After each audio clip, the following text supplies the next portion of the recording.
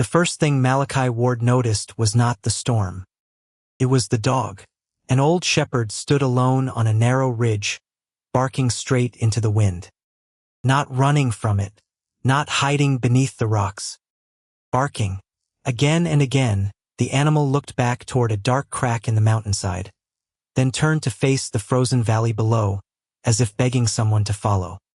Malachi pulled his coat tighter. He had ridden up into the Laramie Range, that morning looking for 2 head of cattle strayed the night before.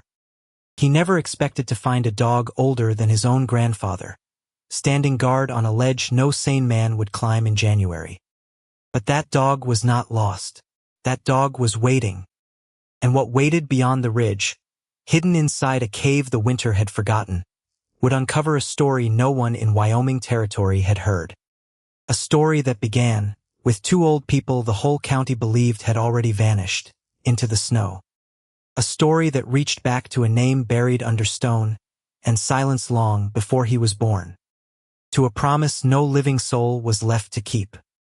If quiet stories of forgotten courage speak to your heart, the kind that unfolds slowly, the way real life does, then pull your chair a little closer to the fire tonight. Pour yourself something warm. Stay with me. What that ridge held is the reason I am telling you this story at all. 3 weeks earlier, the wind had not yet learned how to howl. It hummed instead, low, patient, the kind of hum an old rancher in these mountains recognized the moment he stepped out onto the porch. A hum that said snow was coming. Coming heavy. Coming soon. Josiah Whitfield stood on the back porch of the only house he had ever called his own. 75 years old. His hands rested flat on the top rail. That rail he had cut himself, sanded himself, set into place the summer he turned 28, back when his hair was still black, and his knees still trusted him. He watched the sky, gray, heavy, sagging in the middle like a wet wool blanket. Behind him, the kitchen door swung open. He did not turn around. He knew the sound of her step. He had known it since 1821, when she was still called Cora Ellsworth, and her braids still reached the small of her back. "Coffee's cold," she said. "I'll drink it cold. You'll drink it warm, because I put it back on the stove."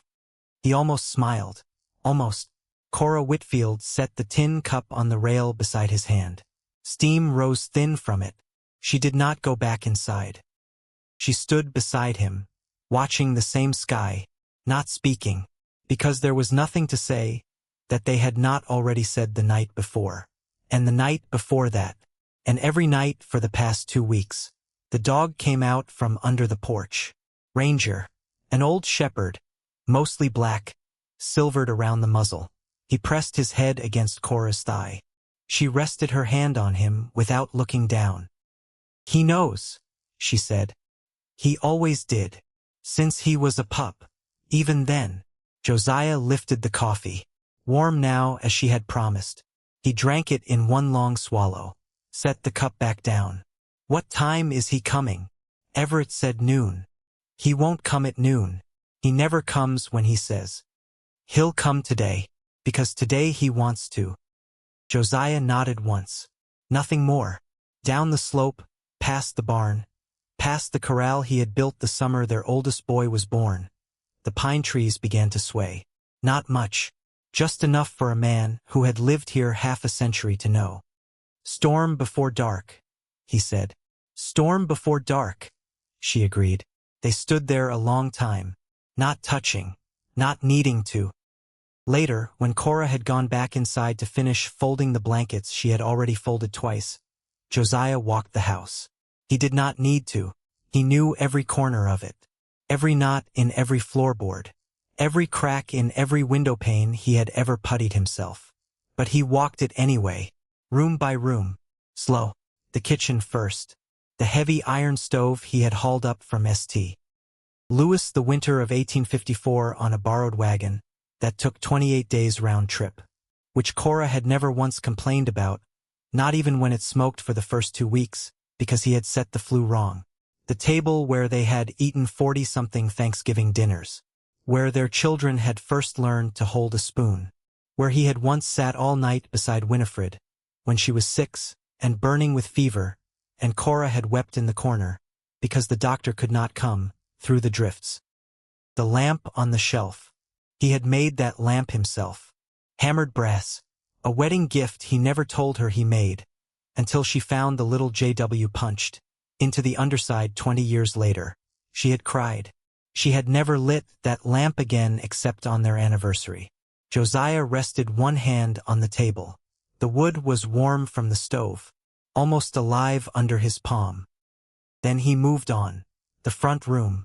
The rocking chair where his mother had died, 3 months after they brought her out from Illinois to live with them.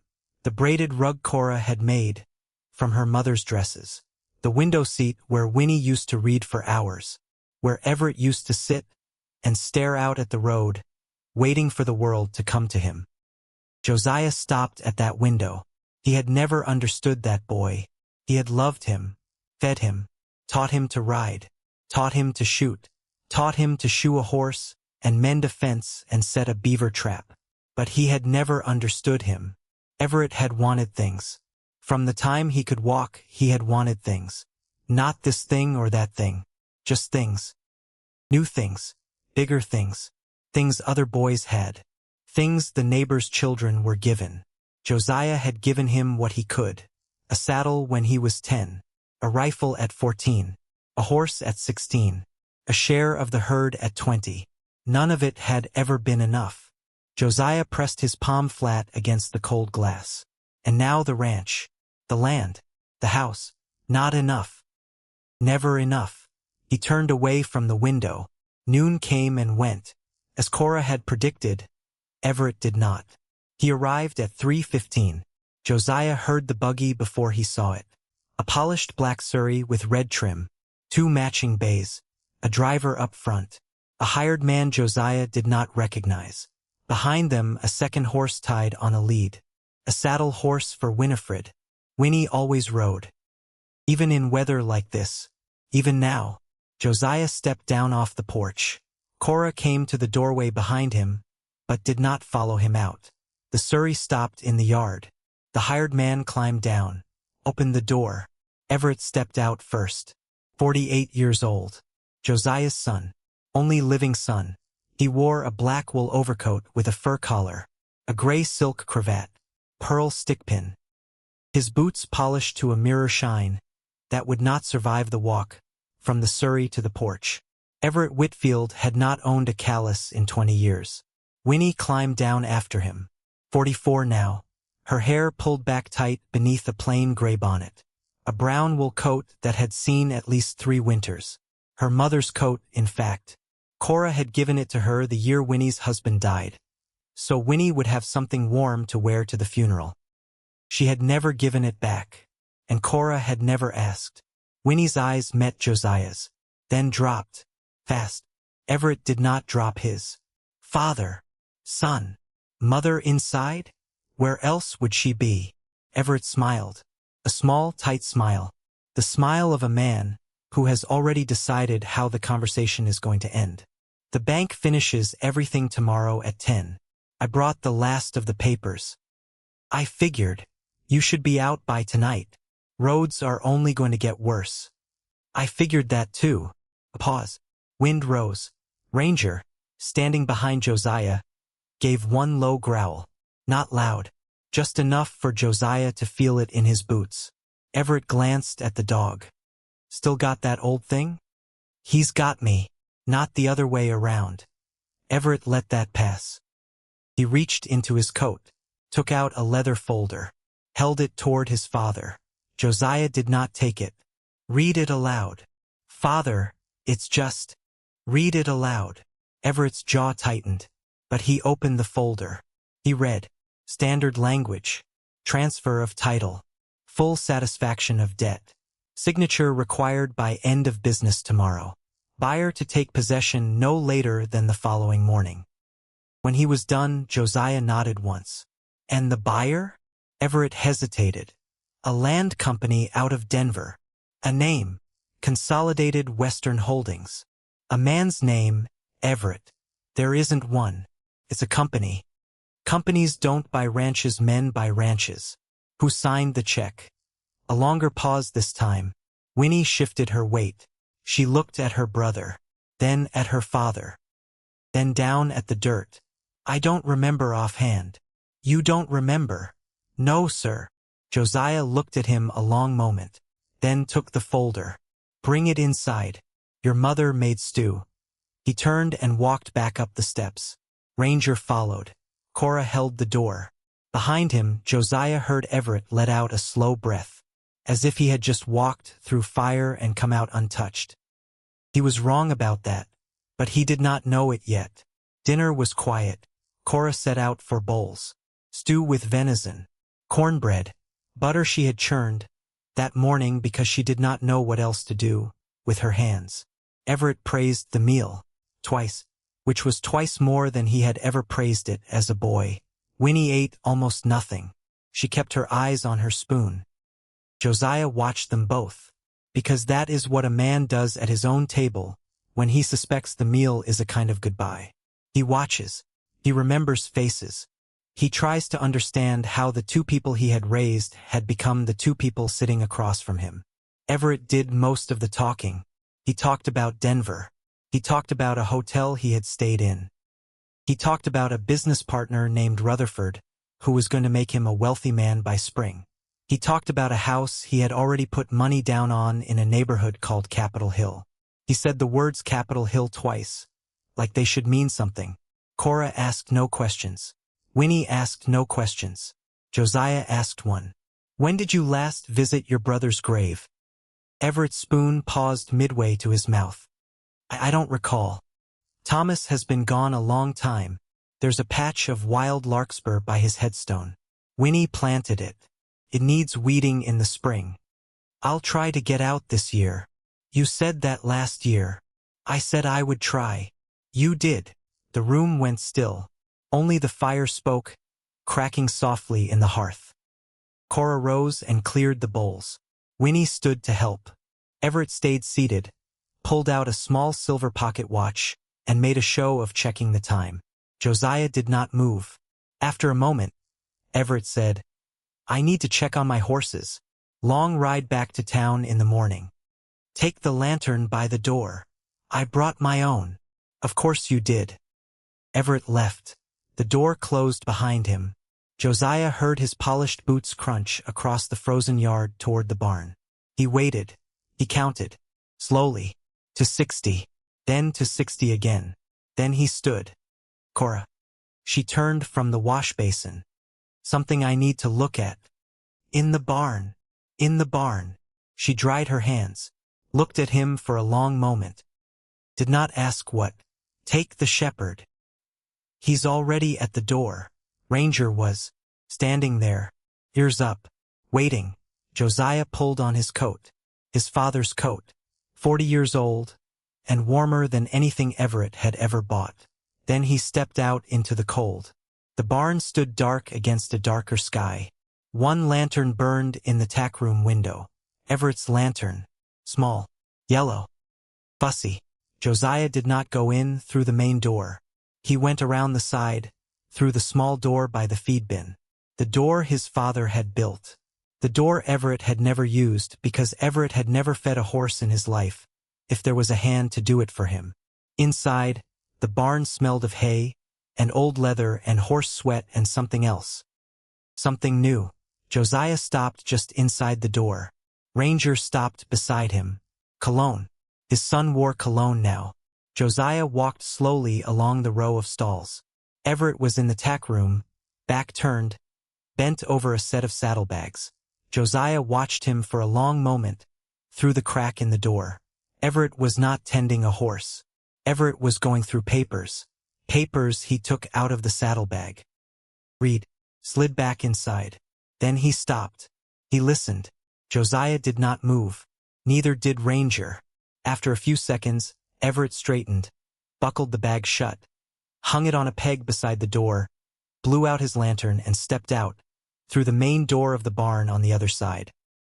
His boots crunched away toward the guest cabin, where he always slept when he visited. Which was not often. Josiah waited another full minute. Then he stepped into the tack room. Ranger stayed by the door, watching the yard. Josiah took down the saddlebag. His hands, cracked and stiff from cold, worked the buckle slowly. Inside, folded neat, a leather portfolio. Inside the portfolio, 3 documents. The first he already knew, the transfer of title. He set it aside. The second was a bank ledger. Small, blue-bound. The name on the cover was Everett's, not the bank's. Josiah opened it. He did not read it in order. He never had been much for reading in order. He flipped to the back first. The last entry. Then the one before that. Then the one before that.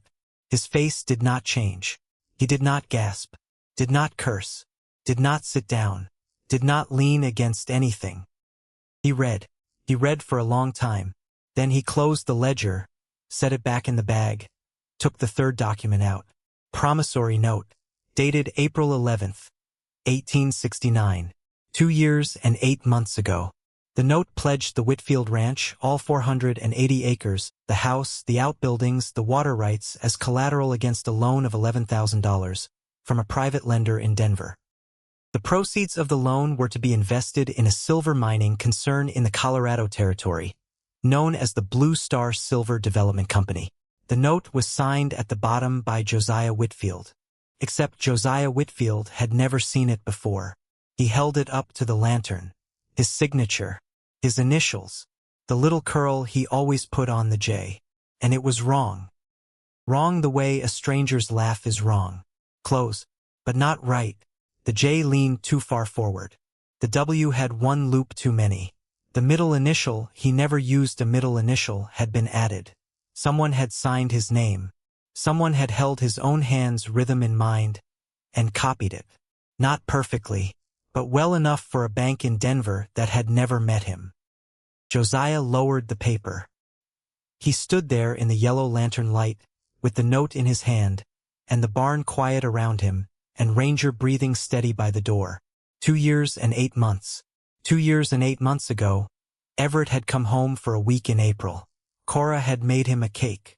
Everett had gone through his father's desk one evening, while Josiah was out mending a fence in the south pasture. Cora had come in and found him, and Everett had smiled and said he was looking for his old baptism certificate. Cora had believed him. Cora had said so at supper, and Josiah had thought nothing of it. 2 years and 8 months ago, the Blue Star Silver Development Company had gone bankrupt in the fall of 1870, which meant the money was gone by the winter of that year. Which meant Everett had known, for over a year, that the ranch was hostage. Which meant every time Everett had come home in that time, every Christmas, every Easter, every birthday of his mother's, he had sat at that table, eaten that stew, kissed that cheek, and said nothing. Nothing. Josiah put the papers back in the bag exactly as he had found them. He hung the bag exactly where it had hung. He turned down the lantern. He walked out through the small side door his father had built. Ranger followed. Silent. The yard was cold. The sky black. No stars. Josiah stood in the middle of the yard for a long moment. He did not weep. A man of 75 does not weep in his own yard on the last night he will ever sleep in his own house. He does not weep because there is no time for it. There is only what comes next. He looked at the barn. Then he looked at the guest cabin, where his son's lantern burned in the window. Then he looked at his own house, where Cora's shape moved past the kitchen curtain. And he made a decision. He would not tell her tonight. Not tonight. Tonight she needed to sleep. Tomorrow on the road, when they were both far from Everett's polished boots and his silver stickpin, tomorrow he would tell her. He pulled his father's coat tighter around him. He walked back to the house. Josiah slept badly. Cora slept worse. She had known, the moment he came in, from the barn, that something had shifted. She had not asked. She had learned in 50 years of marriage that when Josiah went quiet, questions only made him quieter. She waited. She lay in the dark beside him, and she waited. She listened to his breathing. It was not the breathing of a sleeping man. Sometime after midnight, she rose. She wrapped a shawl around her shoulders. She went into the kitchen and stirred the coals in the stove until a small flame woke up. She put the kettle on. She sat at the table with her hands folded around a cup that was not yet warm. She thought about the rooms, because she had not been able to walk them the way Josiah had walked them that morning. She had been afraid to. She had been afraid that if she started, she would not stop, and she would find herself sitting on Winifred's old bed at dawn, with her face pressed into a pillow that no longer smelled of her daughter's hair. So she had folded blankets instead. She had folded them twice. Now, at 1 o'clock in the morning, with her husband awake in the next room pretending to sleep, she stood up. She lit a small candle, and she walked, at last, down the short hallway to the room that had been Winifred's. The room was cold. The bed was stripped. The dresser was empty. Winnie had taken the last of her things when her husband died 6 years back and had never come to fetch them again. Cora had left the dresser exactly as her daughter had left it, in case she ever came home. She never had. Cora set the candle on the windowsill. She sat on the edge of the bed. The old rope frame creaked beneath her. She was thinking about a shawl, a pale blue shawl Winifred had loved as a girl. Cora had knit it for her when she was 11. Winnie had left it in the dresser the last time she was here, and Cora, going through the drawers a few days later, had folded it and slipped it under the mattress for safekeeping. She had not thought about that shawl in 3 years. She thought about it now. She knelt at the side of the bed. She reached under the mattress. Her fingers, stiff and old, felt through the layers of muslin and straw. She found the shawl. She pulled it out, and with it, folded inside the shawl an envelope. Cora sat back on her heels.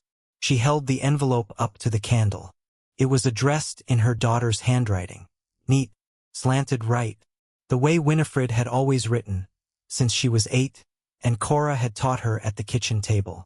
The letter was addressed to a Mr. Elias Halloran, attorney at law, at an office on Ferguson Street in Cheyenne. The wax seal was still unbroken. Cora's hand shook. She did not open the envelope. She held it a long time. Then she stood, walked back down the hall, went into the bedroom. Josiah was sitting up in the dark. "I know you're awake," she said. "I know you know." She held out the letter. He struck a match, lit the small lamp on the nightstand, held the envelope in his own hand for a long time before he turned it over. He recognized his daughter's writing at once. The date on the front, tucked beneath the seal, was legible even without opening it. May 3rd, 1871. 6 months ago. 6 months. Josiah broke the seal. He read aloud, his voice low, steady. The voice of a man who has already been broken once tonight and has decided that a second break will simply have to be borne. Dear Mr. Halloran, I am writing to you in confidence, and I beg you to keep this correspondence in strictest privacy. My name is Winifred Whitfield Ashcroft. I am the daughter of Josiah and Cora Whitfield of the Whitfield Ranch in Albany County. It has come to my knowledge that my brother Everett Whitfield has entered into a financial arrangement in the Colorado Territory, which has placed my father's land at risk. My father does not know of this arrangement. My mother does not know of this arrangement. I have tried repeatedly to persuade my brother to inform them, and he has refused. I fear that, if this matter is not addressed by an outside party, my parents may be given no notice at all before the loss occurs. I do not have the means to pay for legal services in full at this time, but I am prepared to sign over the remainder of my late husband's cattle interest, worth approximately $600, in exchange for your intervention. I beg you to write to my father directly. Do not go through my brother. Do not go through me. Write only to my father at the address above and tell him the truth. I am very respectfully yours, Winifred W. Ashcroft. Josiah lowered the letter. Cora sat down on the bed beside him. She wrote it, Cora said. She wrote it, but she never sent it. No. Why? Josiah folded the letter. He folded it once, twice, held it in his hands. Because someone stopped her. Everett. Who else? They sat there together. 2 old people. 1 candle. 1 letter 6 months late. Cora finally said, "Do you tell her you found it?" "No." "Why not?" "Because if I tell her tonight in front of him, he'll know we know. And whatever else he means to do, he'll do it faster." Cora nodded, slowly. "And later?" "Later, if there is a later, yes." Cora took the letter from his hand. She folded it again, tucked it inside the pale blue shawl, and pressed the shawl against her chest. "She tried, Josiah. She tried. That has to count for something. It counts." He blew out the lamp. They lay back down together in the dark. Neither of them slept. Outside, the wind began at last to howl. Dawn came gray. The wind had brought a fine, hard snow overnight. Not much on the ground yet, just enough to whisper against the windows and settle in the boot prints of anyone foolish enough to have been out in the yard. Everett was foolish enough. He was already in the yard when Josiah stepped out onto the porch at first light. He was directing the hired man to hitch up the surrey. He was wearing a different overcoat than yesterday. Longer, trimmed in dark fur. He had not shaved. He looked, for the first time in years, like a man who had slept badly. Good, Josiah thought. Let him. Winnie sat on the porch bench, wrapped in her mother's brown coat, hands folded in her lap, eyes fixed on nothing. She looked up when the door opened. Their eyes met, and this time, for the first time in years, she did not look away. Josiah gave her the smallest nod. She swallowed hard, looked back down at her hands. Cora came out with a wooden crate. Inside it, 3 folded quilts, a cast-iron pot, a small basket of sewing supplies, and a Bible so old the leather cover was more repair than original. "That's all?" Everett asked. "That's all," Cora said. "Mother, take more. Take whatever you want. It's all yours until, well, take whatever." Cora did not answer him. She set the crate down beside the wagon. Then she went back inside for the next one. The wagon was Josiah's own. He would not take a horse of Everett's. He would not take a coin of Everett's.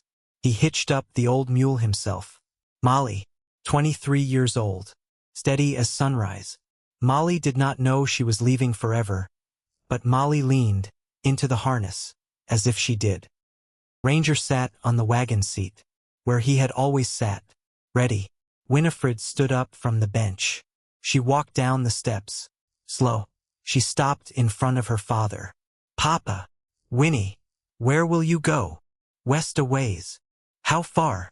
"Until we find somewhere." Her chin trembled, just once. She forced it still. "Papa, if there is ever anything." "I know." "You don't." "I do." She looked at him. She looked hard. She was trying to tell him something with her eyes that she did not dare say with her mouth, because Everett was 10 paces away, and Everett had ears like a cat. Josiah reached out. He put his hand on her shoulder. His old, cracked, calloused hand on the shoulder of the daughter he had held the day she was born. He said, so quietly only she could hear, "We found the shawl." Winifred's eyes filled. She did not cry. She did not have to. Her father knew. "Then you know?" she whispered. "We know." "I'm sorry. You tried, Winnie. That is not a small thing." "It wasn't enough." "It isn't finished yet." She stared at him. He gave her the smallest smile, the first she had seen on his face in 3 years. Then he stepped past her, up onto the wagon seat, and took the reins. Everett came over. He stood at the wheel. "Father, please, at least let me arrange a room in town. The Elkhorn has a boarding house. I've paid a month in advance." "No. Mother would be more comfortable. Ask her." "Mother." Cora looked down from the wagon seat. "No, thank you, Everett." "Mother, please, you can't just—" "No, thank you, Everett." 2 words, and she was done. Everett flushed. He looked at his father, then at his sister, then at the ground. "There's a storm coming." "There is," Josiah said. "You'll freeze." "Maybe." "Father." "Everett." Josiah looked down at his son from the high wagon seat. He looked at him a long time. "When you were 4 years old, you fell off the porch of this house and split your chin open on that rock right there."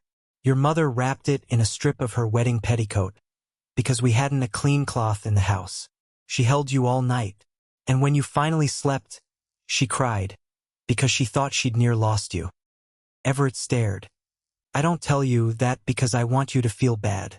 A man your age is past feeling bad or he's past hope. I tell you that so you'll remember, someday, that there was a woman who loved you enough to bleed for you. Whatever else you make of your life, remember that. He looked away. He clucked to the mule. Molly leaned into the harness. The wagon began to roll. Ranger did not look back at Everett. Neither did Josiah. Only Cora turned. Once, halfway down the drive, she looked at Winifred, who was still standing on the porch, with her hand pressed to her mouth. Cora raised her own hand. Just a little. Just enough. Winifred raised hers back. And then the trees closed around the drive, and the ranch was gone. They did not speak for the first hour. The mule's hooves fell steady on the frozen ruts. The wagon creaked. The wind hummed low in the pines the way it had hummed on the porch the morning before, which felt like 100 years ago. Ranger walked beside the wagon most of the way. Sometimes he ranged ahead. Sometimes he circled back. He seemed to have decided, without being asked, that he was in charge of anything that came out of the trees. Cora spoke first. Josiah, where are we really going? Somewhere the wind blows less.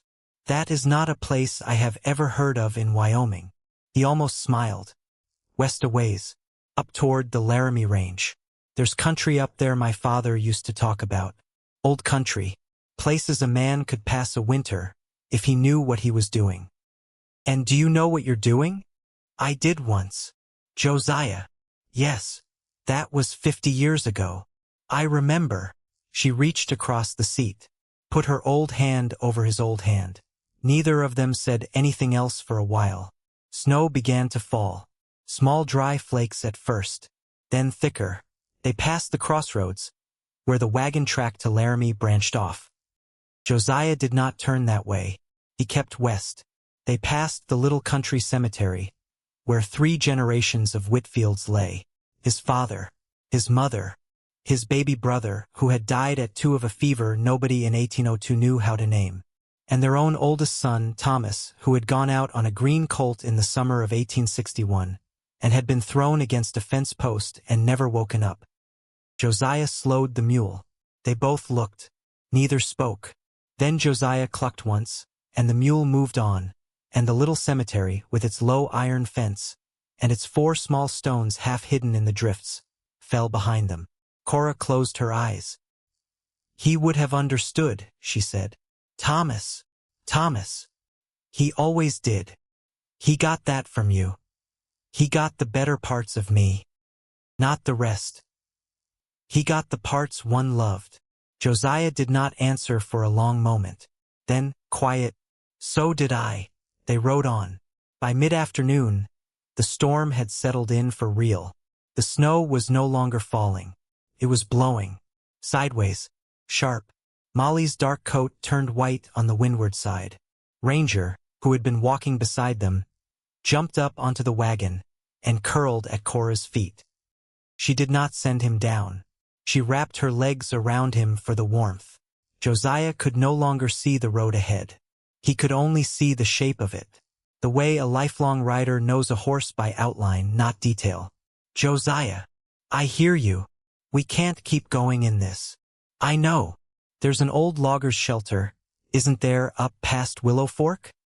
There was 30 years ago. Do you think it's still there? I think we're going to find out. He turned the mule off the main track, onto a smaller trail, one that dipped down into a shallow draw and followed a creek that had not yet frozen solid. The wind was quieter down in the draw. The snow slackened. They found the shelter just before dark. It was 3 walls of half-rotten logs, and a sagging roof, and a stone chimney with more moss than mortar. A door long since fallen off its hinges. Snow inside on the floor, but there were still 2 walls that broke the wind. There was still a hearth. There was still, half buried under an old bench, a small pile of split kindling some kindly traveler had left behind years ago, dry as bone. Josiah unhitched Molly. He led her under the overhang beside the shelter and blanketed her with the heaviest of the wool covers. He fed her a double handful of oats from the sack. He whispered to her the way he had been whispering to horses since he was 7 years old. Cora built the fire. She built it small. She built it hot. She fed it, stick by stick, from the pile under the bench, until the little room turned the color of an old copper penny. They ate what she had brought, a quarter of a loaf of bread, a wedge of hard cheese, a boiled egg each. They shared a tin cup of coffee she made in the fire. Ranger lay between them. Josiah looked at the flames a long time. Cora. Yes. I have to tell you something. She waited. He told her. About the ledger. About the note. About the forged signature. About the 2 years and 8 months. About the Blue Star Silver Development Company that had gone bankrupt in the fall of 1870. While their son had come home for Christmas and eaten her stew and never said a word. Cora listened without moving, without weeping, without interrupting. When he was done, she was quiet a long moment. Then she said, well, now we know. Now we know. She looked at the fire. And then, softly, she began to laugh. Not loud, not bitter. A small, tired, astonished laugh.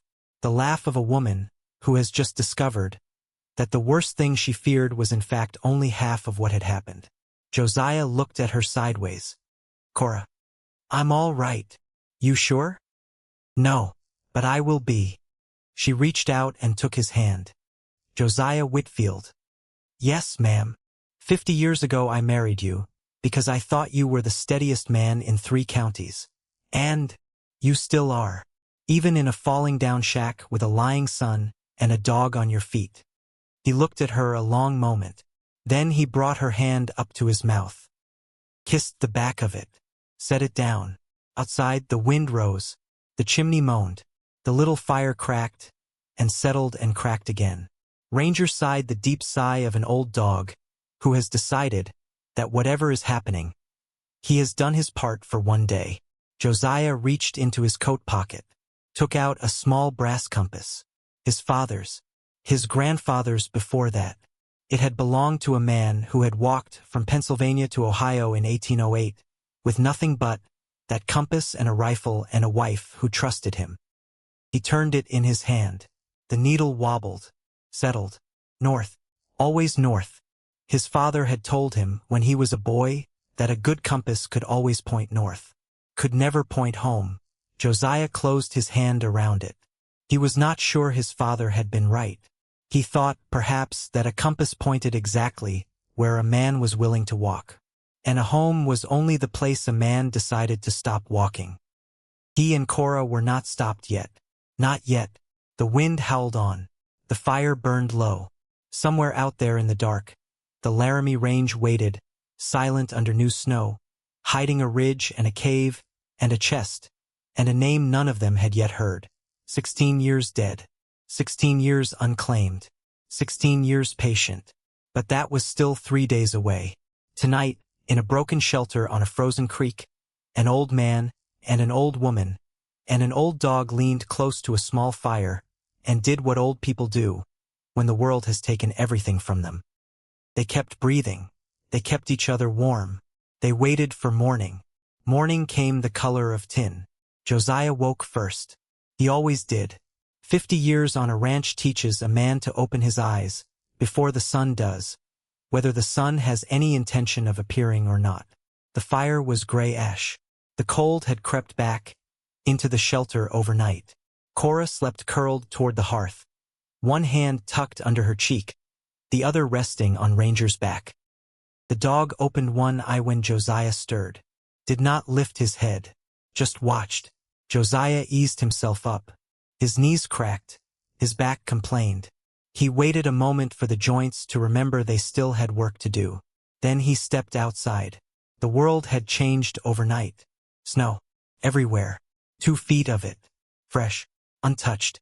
The creek behind the shelter was a white ribbon now. Silent. Its voice buried. The pines bent under white loads. that shifted and dropped in soft, heavy thumps every few minutes. The wagon was half buried. Only the top of the seat and the crown of the canvas cover showed above the drift. Molly stood under the overhang, steaming faintly, alive, which was more than Josiah had dared hope for at 3 in the morning, when the wind had reached its worst. He walked over to her, slow. His boots broke through the crust and sank to his shins. "Good girl." She pushed her nose against his coat. "Good old girl." He brushed the snow off her back with his mitten, checked her ears, checked her feet. She was cold, but she was steady. Molly had always been steady. He fed her a small handful of oats from the sack in his coat pocket. He had learned, 40 years ago, never to walk out to the barn in winter without oats in his pocket. A man forgets many things at 75. He does not forget the things that kept him alive at 30. Back inside, Cora was sitting up, wrapped in her shawl. Her face was pale, but her eyes were open, awake, sharp. How much snow? 2 feet, maybe more in the drifts. Wagon, buried. Molly, alive. Us, alive. She almost laughed. Not quite. She reached for the coffee pot. He had already refilled it with clean snow.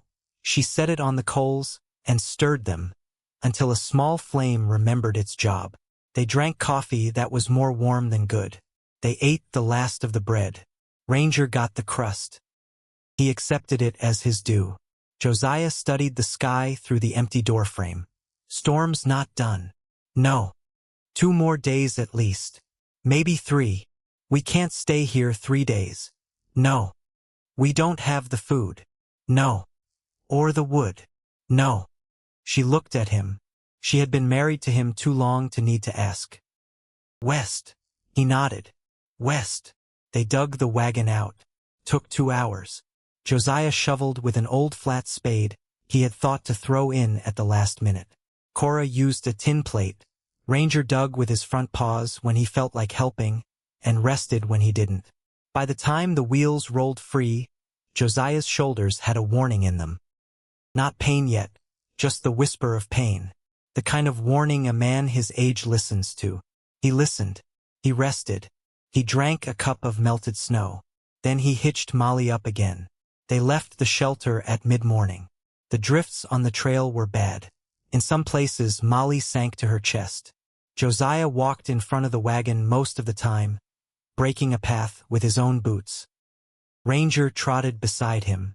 Cora sat on the seat, holding the reins, ready to check the mule if she balked. Molly did not balk. Molly kept walking. That old mule had crossed the Wyoming winter more times than either of them. The wind was quieter today, but it had bite. Cut through Josiah's father's coat. It cut through the wool scarf Cora had wrapped twice around her face. It cut through Ranger's fur, so the old dog held his head low and pushed forward without complaint. By mid-afternoon, Josiah was shaking. He climbed up onto the wagon seat. Cora looked at him. Sit. I'm sitting. Under the blanket. I'm under. Both blankets. Cora. Josiah. He got under both blankets. She handed him the reins. He did not want to take them. He took them anyway, because he had married her and because she had that look and because a man of 75 learns when to give in. They rode on in silence. That night they slept under the wagon. There was no shelter. There was no shack. There was only a slight rise of ground behind a stand of thick pines, where the wind broke a little and where the snow was not quite as deep. Josiah pulled the wagon in, as tight against the trees as Molly could manage. He unhitched her, blanketed her, whispered to her, fed her the last of the oats. He and Cora crawled underneath the wagon, with Ranger between them. They pulled the canvas cover down, over the sides to make a low tent. They slept in their coats, their boots on, their hands tucked inside each other's sleeves. Josiah did not sleep. He counted stars through the gaps in the canvas. Wyoming stars. Cold, bright, uncountable. He thought about Everett. He tried not to, but you do not spend 50 years raising a boy and then simply stop thinking about him because you have learned at last exactly who he became. He thought about the boy at 4, the split chin, the crying, Cora's petticoat. He thought about the boy at 10, first saddle, the way Everett had looked up at him, with wide astonished eyes, as if he had never known his father could be that kind. He thought about the boy at 16, the horse, the rifle, the share of the herd. He thought about the man at 48, the fur collar, the silver stickpin, the forged signature. Where in that long line? Where did I lose him? Cora shifted beside him. Stop thinking. How did you know? I've been listening to you not sleep for 50 years. Cora. Sleep, Josiah. I can't. Then don't sleep, but stop turning the boy over in your mind. You'll wear him smooth, and you won't find any answer under him. There isn't one. He was quiet a long moment. Then, how do you know? Because I've already looked. He closed his eyes. He did not sleep, but he stopped looking for the answer under the boy. Day 3, the wind changed, came out of the north now, which meant it came harder, which meant Molly labored, which meant Josiah had to walk again, breaking trail again, in snow that was now waist-deep in places. Which meant by noon he was so tired his hands had stopped shaking, which is the worst kind of tired a man can be in the cold.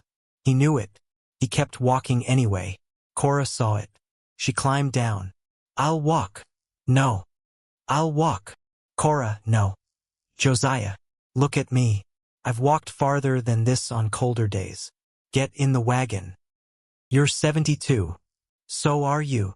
75. Even worse. Get in. He got in. She walked. She was smaller than him. She sank deeper. But she was steadier. She had that low center of gravity old women get, the one that carries them across kitchen floors, and across pastures, and across half a century of hard work without ever quite falling down. He watched her from the wagon seat. He watched her hunch into the wind. He watched Ranger walk beside her, matching her step for step. He thought, I do not deserve her. Then he thought, nobody deserves anybody. You just get her, and you spend the rest of your life trying to earn her. They found a copse of dead pines by dusk. Josiah cut branches. Cora built the fire. They ate a strip of dried venison each. Ranger got the ends. They melted snow for water. The wind roared over their heads. Josiah listened, not to the wind, to the mountain, because in the last hour of daylight, the trail had begun to climb. The ground under Molly's hooves had turned rocky. The trees had thinned. The country had risen up around them in ways he had not seen, since he was a young man of 30 riding cattle across the high country. They were in the Laramie Range now. Not deep, not yet, but in. Ranger felt it. The dog stood up from beside the fire, ears pricked, nose in the air. Josiah put a hand on him. Easy. Ranger did not settle. Easy, boy.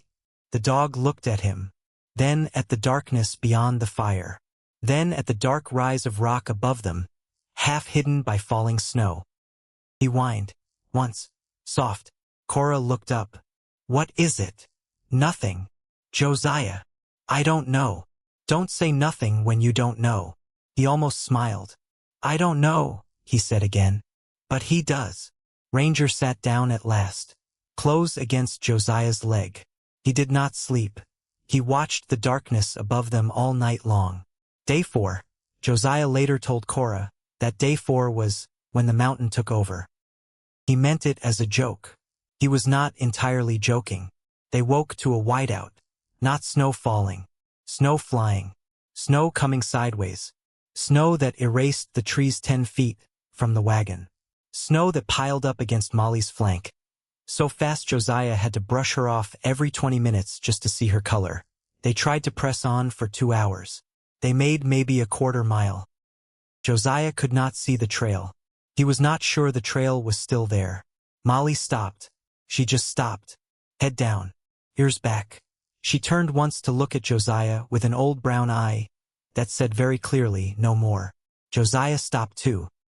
He stood in the snow with the mule's reins in his hand, and the wind screaming past his ears, and he understood in the sudden clear way that 75 years of living teaches a man that he was about to die out here. Not now, not this hour, but by tomorrow, perhaps by tonight. He turned to look at Cora.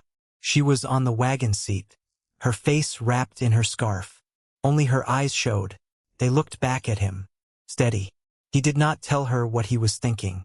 He did not have to. She already knew. Ranger began to bark. Not the low warning growl of 2 nights ago. A sharp, urgent bark. He was standing 30 feet ahead of the wagon, facing the cliff on their left, barking at nothing. Except it was not nothing. Josiah squinted through the white. The cliff rose black and gray out of the whirling snow, and there, halfway up the face, was a darker place. A vertical shadow. A crack. He stared. Ranger barked again. Louder. He looked back at Josiah. He barked once more. Then he ran forward up onto the slope and stopped and looked back. Waiting. Josiah's mouth was suddenly dry. Cora. I see him. Do you see it? I see it. Can you climb? If you can, I can. He tied Molly to a scrubby pine at the base of the cliff. He wrapped her in the last dry blanket. He took the axe. Cora took the flint kit and the small sack with the last of their food. Ranger led. Josiah followed. Cora came last. The climb was not far. Maybe 80 feet up a slope of loose scree and wind-blown snow. But every step was a lie. The snow hid the loose rock. Josiah slipped twice. Caught himself once on a jut of granite. Once on Ranger's back, when the dog planted himself under his hand at exactly the moment his boot went out from under him. Cora slipped once. He caught her wrist. He did not let go until she was steady. Then they were at the crack. Close, it was not a crack. It was a mouth, taller than a man, wider than a wagon, set back into the cliff face like a doorway some patient stonecutter had carved 800 years ago, and then forgotten to hang a door on. Ranger disappeared inside. Josiah followed. The wind stopped. That was the first thing. The wind just stopped, as if someone had closed a door in the world. The silence rang. Josiah stood inside the cave mouth, and he could not, at first, hear anything but the ringing of his own blood in his ears. Then, slowly, other sounds crept in. His breathing, Cora's behind him, water dripping somewhere far inside. The scratch of Ranger's claws on the stone floor, as the old dog moved deeper in, exploring. The cave was dry. That was the second thing. Dry. Not damp. Not seeping. Dry old stone, that smelled of old dust, and old smoke, and old bones, in the way of caves, that have known men before. The floor was flat, nearly flat, sand and small pebbles worn smooth by the feet of nobody knew who, for how long. The roof was high. He could not see the top of it in the gloom. Cora sank down against the wall. Her legs gave out. She did not fall. She just lowered herself. She pressed her face into her mittens and, for the first time since they had left the ranch, she wept. Josiah knelt beside her. He put his arms around her. He did not tell her to stop. He held her until she stopped on her own. Then he lit the small oil lamp from the pack, and he looked around. The cave was bigger than he had thought. The lamp threw a yellow puddle of light that reached maybe 10 feet. Beyond that, darkness. But the walls curved back on both sides, and the floor sloped gently downward toward the back, and there was air. Fresh air. Moving air. Which meant a second opening somewhere. Which meant the smoke of a fire would not choke them. Josiah gathered the driest branches he could find in the sheltered area just inside the mouth. There were more than he expected. Some of them looked old. Very old. As if someone had left them long ago, and no one else had ever come to disturb them. He built the fire. The first flame took. Then a second. Then the little kindling caught, and then the thicker sticks, and then, at last, an orange light pushed the darkness of the cave back 6 paces. Then 10, then 20. Cora sat forward. She lifted her face to the warmth. Josiah. Yes. This is not a cave. What is it? This is a room. He looked around again. She was right. The walls were too even in places. There were flat spots on the floor that were flatter than they should have been. and over there in the corner farthest from the mouth a shape. He picked up the lamp and walked toward it. Ranger was already there. The old dog stood absolutely still, ears up, nose down, staring at a shelf of natural stone that jutted from the wall about waist high. Underneath the shelf, set back in shadow, was a chest. Josiah's breath stopped. He knelt, slowly. The chest was wooden, old wood, dark, nearly black with age, bound in iron straps that had gone red-brown with rust. It sat on the sand, as if it had been placed there yesterday and forgotten, except the dust on its top was so thick he could not, at first, see the color of the wood beneath. He drew a finger through the dust. A pale line appeared. He pressed a palm against the lid. Solid, heavy, older than he was. He turned and looked at Cora, still by the fire. "Come here." She came. She looked at the chest. She looked at Josiah. She looked at Ranger, who had not moved, who was watching them both, with the intent black stare of a dog that has decided he has done his job and is waiting for the humans to catch up. "How long?" she whispered. "I don't know. Guess. 15 years. Maybe 20. That long. That long." She reached out one gloved hand. She rested it on the lid, next to his.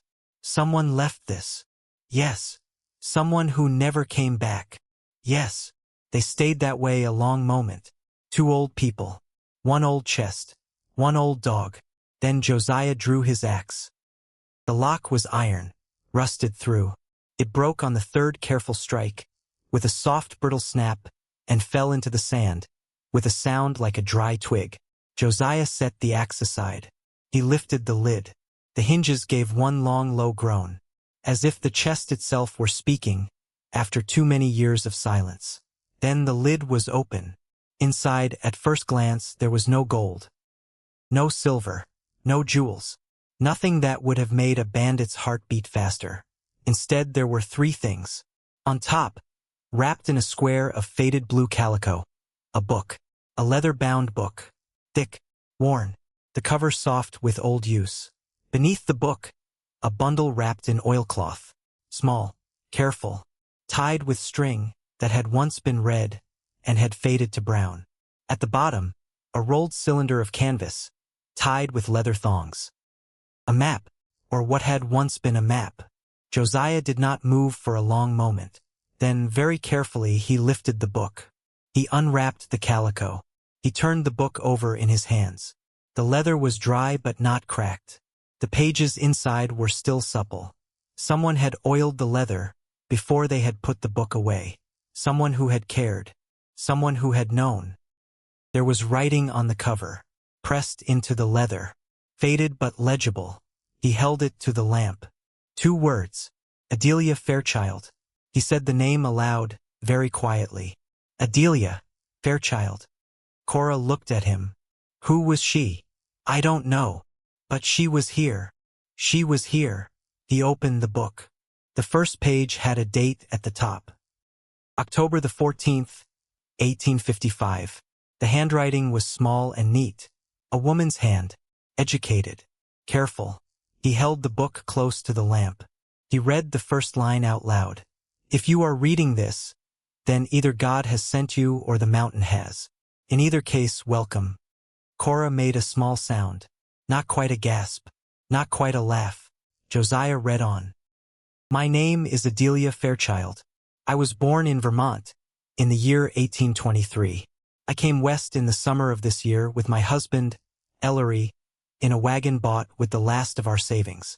We meant to cross the mountains before winter and reach the Willamette Valley in Oregon. We did not. He paused. Cora put her hand on his arm. Keep going. He kept going. 2 weeks ago, a summer flood took our wagon in the canyon 3 days' ride south of this place. Took our team. Took our provisions. And it took my husband. I searched the banks for 2 days. I found his boot. I did not find him. Josiah's voice was steady. Barely. I was left with the clothes I stood in, a small satchel that had been strapped to my back, 1 paring knife, 1 flint, 1 wool shawl, and 1 seed packet I had kept in my apron for planting. when we reached Oregon. I had no gun. I had no food. I had no map. I had no husband. Cora sat down on the sand beside him. For 3 days I sat on the bank of that river. I did not cry. I did not pray. I did not sleep. On the 4th day I stood up. I walked north. I do not know why north. Only that south was the way the water had taken Ellery, and I could not walk after the water. I walked north. Josiah turned the page. After 11 days I found this cave. There was no snow yet, but the wind was already turning. I saw the mouth in the cliff from the trail below. I climbed. I lit no fire the first night because I was too tired. I ate a handful of pine nuts. I slept on the sand near the entrance. In the morning I understood I was going to live here through the winter. He looked up at Cora. She was crying. Silently, not moving, just letting it happen. He read on. By the 2nd week I had begun to explore. I found the spring beyond the eastern ridge, which never freezes even in January. I found a place where a stand of dead pines gives good firewood without cutting. I found a hollow just below the ridge, where the wind never reaches, and where the soil is deep enough to plant. I marked all of these places on the map I have been making, which is at the bottom of this chest with the seeds. If ever another soul finds this place, I beg them, do not leave before reaching the spring beyond the eastern ridge. It will save your life. Saved mine. Josiah closed the book. Just for a moment. He could not read on without stopping. He looked up. The fire had burned down. The cave was warmer than it had been all day. Ranger lay by the flames, head on paws, eyes half closed, listening. Cora was still crying. She did not wipe her face. Josiah. Yes. She was alone. Yes. She was alone in this cave, in this cold, and she wrote us a letter.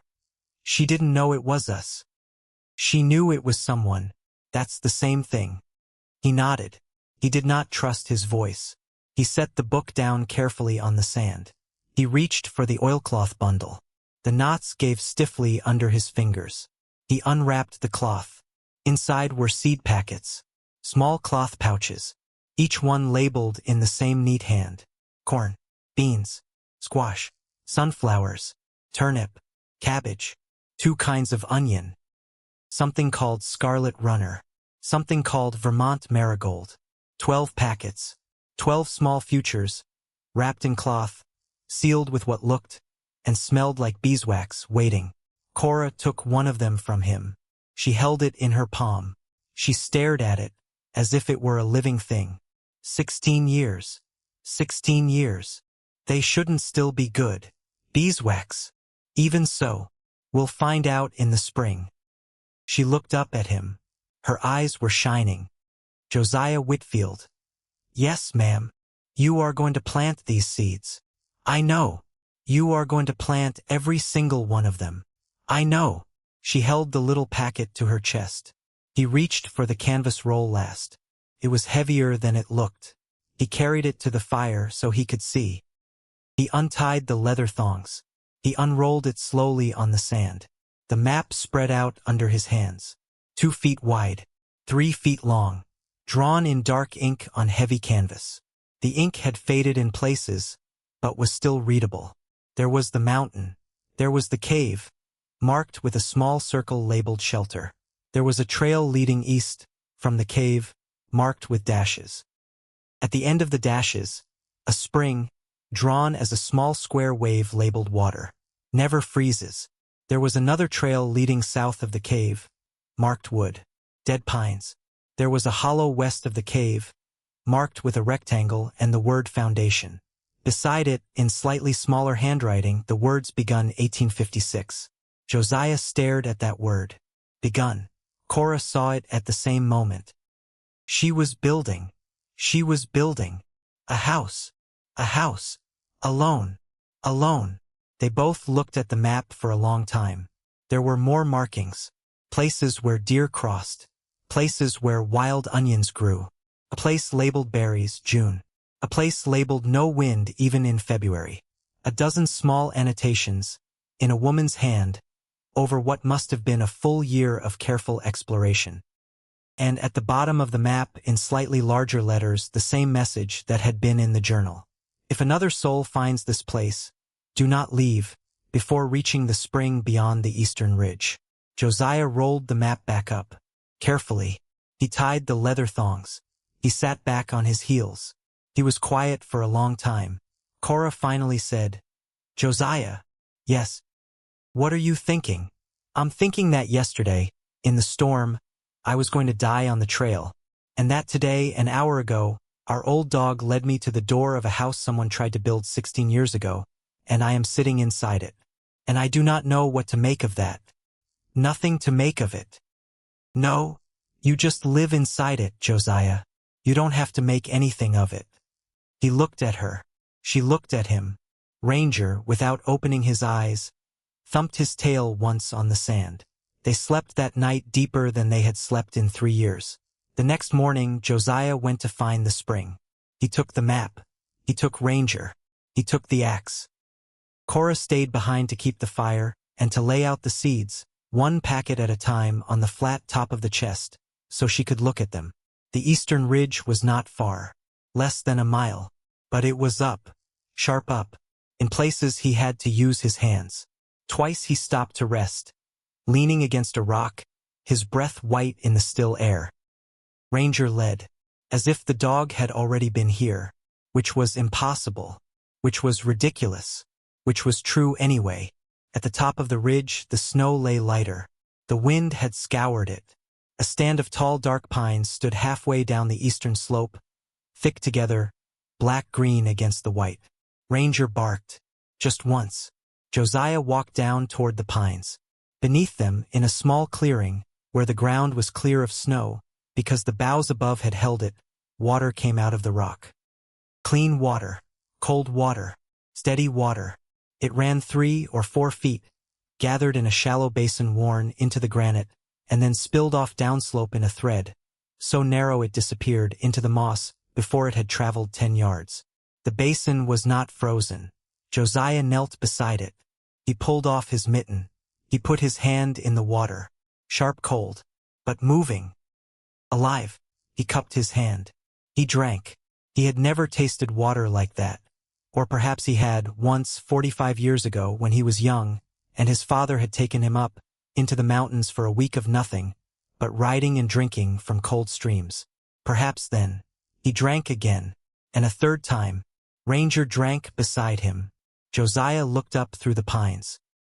The sky above was a small torn patch of blue, the first blue he had seen in 6 days.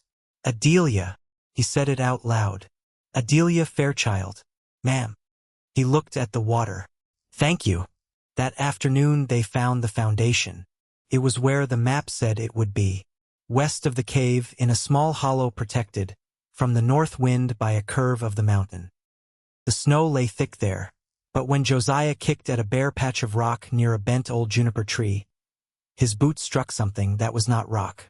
He knelt. He brushed the snow away with his mitten. A worked stone, squared, set flat into the ground.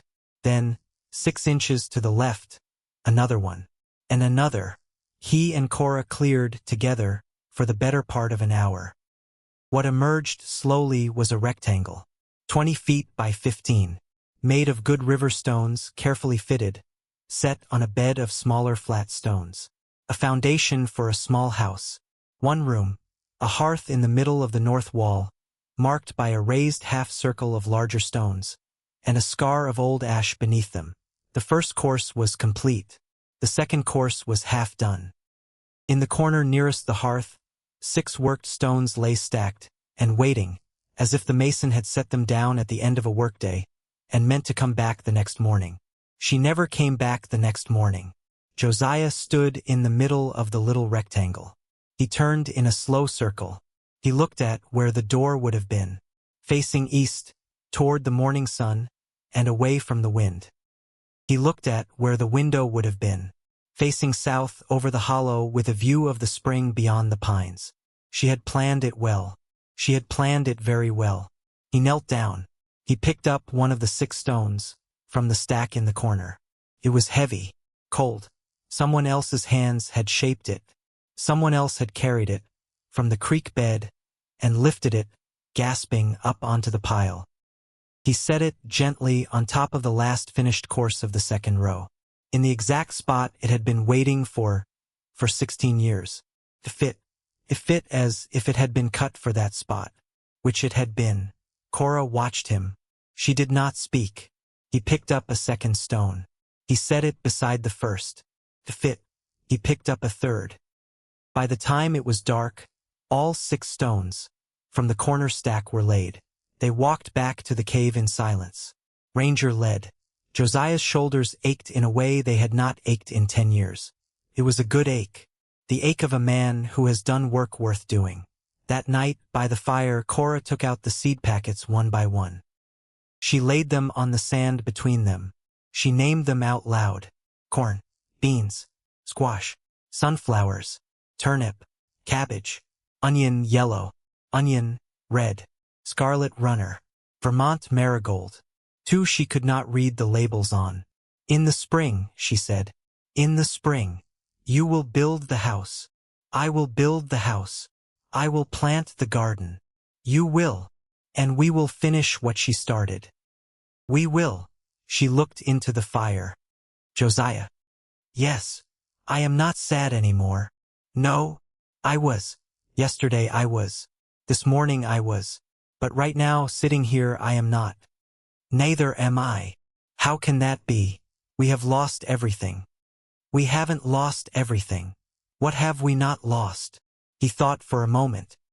Each other, the dog, our health more or less, and now a mountain. She smiled. Small, tired, real. A mountain. A whole mountain. That's not nothing. That's not nothing at all.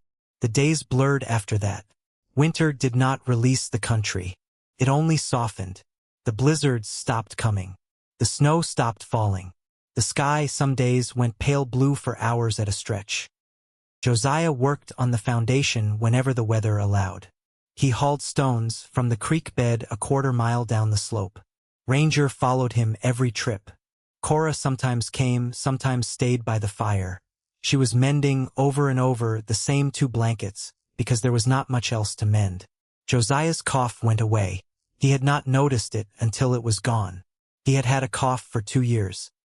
Now it was gone. He mentioned it to Cora one evening. She said, I noticed a week ago. I was hoping you'd figure it out yourself. His shoulders stopped hurting. Then they started hurting again in the way a working man's shoulders hurt, which is a different pain than the pain of an idle man's shoulders. His hands, cracked and bleeding, when they had come into the cave, healed. He had not remembered how good it felt not to have his hands bleed. Cora's back straightened. She stopped shuffling. She walked upright again. He had not realized before that she had begun to stoop. He realized now that she had, and that she had stopped. Ranger got stronger. He slept less. He patrolled more. He barked sometimes at things Josiah could not see. Squirrels, coyotes, the wind. He had not barked in a year. He was young again. He was not young, but he was young again. The foundation grew, course by course, stone by stone. By late January the walls stood knee-high all the way around. By mid-February they stood waist-high. Josiah began cutting saplings for the roof rafters. He cut them slow. He cut them well. He was doing the finest work of his life. He knew he was. Then, one afternoon in the first thaw of March, Ranger began to dig. He was in the northeast corner of the foundation, where the door would go. Josiah was down at the creek fetching stones. Cora was inside the cave. Ranger, alone, had been sleeping in a patch of sun. And then, suddenly, he was not sleeping. He was up. He was digging. Hard. Front paws throwing dirt behind him in dark arcs. Cora heard him. She came out. She called, Ranger. Ranger, stop. He did not stop. She walked over. She stood at the edge of the foundation. She looked into the hole he had made. She turned and walked quickly back to the trail down to the creek. Josiah. Her voice was flat, careful. The voice she used when something needed to be said calmly, so as not to say it any other way. Yes. Come. He came. Ranger had dug a hole 18 inches deep, in the corner where the doorstep would be laid. In the dirt at the bottom of the hole something metal showed. Not rock. Metal. Iron gone black with age and earth. Josiah knelt. He brushed the loose soil away with his fingers. An iron corner. He kept brushing. Not a small corner. A big one. A container. Long rectangular. Buried on its side. It stretched deeper and farther than a chest. Farther than a strongbox. He looked up at Cora. Get the spade. She got the spade. They dug for 3 hours. The March sun was low by the time they had it fully exposed. An iron box. Nearly 4 feet long. 18 inches wide. A foot deep. The lid was sealed with a heavy iron clasp, and the whole thing had been wrapped, before burial, in a thick layer of what looked and smelled like old pine tar. Which was why it had not rusted through. Which was why it was still, after 16 years, intact. They lifted it out together. Josiah at one end, Cora at the other. It was heavy. Terribly heavy. They set it down on the flat stones of the finished course. They stood back. Ranger sat down beside it, panting, pleased with himself. Josiah looked at Cora. She didn't bury this. No. She wouldn't have. She had the wooden chest in the cave. What else would she have needed to hide? Something she was afraid of. Something she wanted to make sure someone found. He knelt beside the box. The clasp was heavier than the one on the wooden chest. It took him 4 strikes of the hammer to break it. On the 5th, the iron snapped. He lifted the lid. Inside, again, no gold. No silver. Only papers. Neat stacks of them, wrapped in more oilcloth. And on top of the papers, a second book. Smaller than the first journal. Thinner. Its leather cover the same soft dark brown. He lifted the smaller book out first. He opened it. Same handwriting. The first entry was dated November 1856, just over a year after the first journal began. Which meant Adelia had lived through 1 full winter. Which meant she had begun a second. He held the book up to the light. The entries were shorter than the ones in the first journal. Brisker. The hand of a woman who had less time for reflection, because she had more work to do. November. Gathered pine nuts. 2 bushels. Storing in cave near hearth. December. Cold sooner than last year. Made second pair of moccasins from deer hide. January. Began cutting rafters for the roof. February. Fever 4 days. Alone. Recovered. Josiah's throat tightened at that entry. Fever 4 days. Alone. Recovered. Cora saw his face. She said nothing. He kept reading. March warmer. Started stones on second course of west wall. April, surveyor came. Elias Mercer. From the Nebraska City Land Office. Kind man. Measured my hollow, the cave, the spring. Says the claim is good. Wrote me proper papers. He will file them for me when he goes back east in the summer. May seeds in ground. Corn. Beans. Squash. June first shoots. July. Mercer's papers arrive by rider. All signed. All witnessed. Says I must come in person within the year to complete registration. Nebraska City Land Office. 6 weeks ride south and east. August, harvest good. Kept most for winter. Cured some in the sun. September, house walls to shoulder height. Roof still to do. October, snow already. Bad sign. Have decided to make the journey to Nebraska City now. Before the passes close. November 1st. Leaving tomorrow. Have set my final papers in the iron box. Have buried it under the doorstep, so it cannot be moved by wind, or animal or man. November 2nd. If any soul finds this after I have gone, and I have not returned, I ask only 2 things. Finish the house, plant the seeds, and do not repeat my mistake. Do not travel in winter. Wait for spring. Josiah stopped reading. There were no more entries. He turned the page. Blank. The next. Blank. Every page after that. Blank. He closed the book. Cora sat down on the finished course of stones. She did not speak for a long time. Finally, she never came back. No. She left in November. She left in November. With snow already down. With snow already down. She meant to ride to Nebraska City. Yes. She died in the pass. Almost certainly. And the papers. Josiah opened the oilcloth beneath the little book. He lifted out the top document. He unfolded it. He held it up to the last of the afternoon light. The heading, printed in official black type, read, United States of America, Nebraska Territory, preemption claim, filed under the Act of September 4, 1841. Below the heading, in a strong male hand, claimant, Adelia Fairchild, widow, Vermont, aged 34. Land described, 1/4 section, being the northwest quarter of Section 22, Township 28 North, Range 74 West, containing 160 acres more or less. Witnessed and measured by Elias Mercer, Deputy Surveyor. Date, April 19, 1857. At the bottom, 3 signatures. Adelia Fairchild's in the same neat hand as the journal's. Elias Mercer's official and firm. And a third, a witness signature Josiah did not recognize, some fellow rider on the trail that day. Every seal, every stamp, every signature, complete, except for the final registration in Nebraska City, which had never been made. Because Adelia Fairchild had walked out of her hollow one November morning in 1857, with these papers folded inside her coat, and had never reached the land office. Because the pass had killed her. Because she had not waited for spring. Josiah folded the paper. Slowly, he set it back inside the iron box. He closed the lid, though the clasp was broken, and would not hold. He looked up. The sun was almost down. The mountain around them was turning pink, and gold, and then quickly dark blue. A first star showed over the eastern ridge. Cora was watching him. He said, Cora.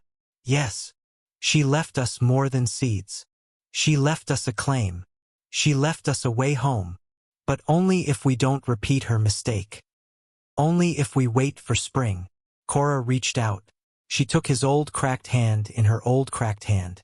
She said, quietly, Then we wait. He nodded. He looked at the little iron box. He looked at the half-built walls of Adelia's house. He looked at the eastern sky, where the first stars were now coming out fast, one after another, cold and bright and steady. He said, We wait. Behind them, Ranger stood up, shook the dirt from his coat, trotted over, sat down at Josiah's feet, with the deep, contented sigh of a dog, who has finally, after 16 patient years, brought the right people home. The night came down on the mountain, slow, soft, complete. And in the cave above, the small fire waited for them, warm and steady, exactly where Adelia Fairchild had, so many winters ago, first set a match to a handful of pine kindling, and decided, alone, that she would live. Spring came late that year. The snow held on into April. Then, one Tuesday morning, Josiah stepped out of the cave and heard water. Not dripping, running, everywhere, under the crust, down the rocks, through the pines. A whole mountain waking up at once. He stood there in his father's coat, and he listened. Cora came up behind him. Josiah, I hear it. The pass will be open in 3 weeks. 2, maybe. 2. They stood side by side, watching a small stream that had not existed the day before, cutting a thin dark line through the snow toward the hollow below. Ranger came out from between them. He walked to the stream. He drank. Then he lifted his head and looked south, toward the trail, toward the world. Cora said, He knows too. He always did. When will you go? When the pass is safe. Not before. Not before. She took his hand. Josiah. Yes. I do not want you to go. I know. But you have to go. I know. She squeezed his fingers. Once. Then she let go. She walked back to the cave to start the coffee. He stood in the wet April air a long time, listening to a mountain come back to life. The next 2 weeks moved fast. Josiah finished the roof rafters. He had cut and shaped them all winter, one at a time, from young lodgepole pines he had felled, and dragged up the slope himself. Now he set them, slow, careful, notched into the top course of stone. 14 rafters. 14 days of work. 14 prayers spoken quietly under his breath, while he worked. He was not a praying man generally, but that spring he prayed. To what, he was not sure. Perhaps to Adelia, perhaps to his own father, perhaps to whatever it was that had put a dog on a ridge and led 2 old people out of the wind. By the middle of April the walls stood roofed. Bare rafters yet. No shingles, but the shape of a house. Real. Standing. Squared to the sun and the wind, exactly where Adelia had drawn it. Cora, meanwhile, prepared the ground. She turned the small patch of soil beside the spring with the point of the spade. She turned it slow, 2 hours a day. Her back was strong now, but she was still 72, and she remembered. She spread the packets of seed on a flat rock in the sun. She let them warm. She spoke to them quietly. She had never been a woman who spoke to plants. She spoke to these. You have waited a long time. You were bought in Vermont. You crossed a prairie. You lost the woman who was going to plant you. You are going in the ground now. You are going to grow. She planted them 1 packet at a time. Corn first, then beans in with the corn the way her mother had taught her when she was 6. Then squash between the rows.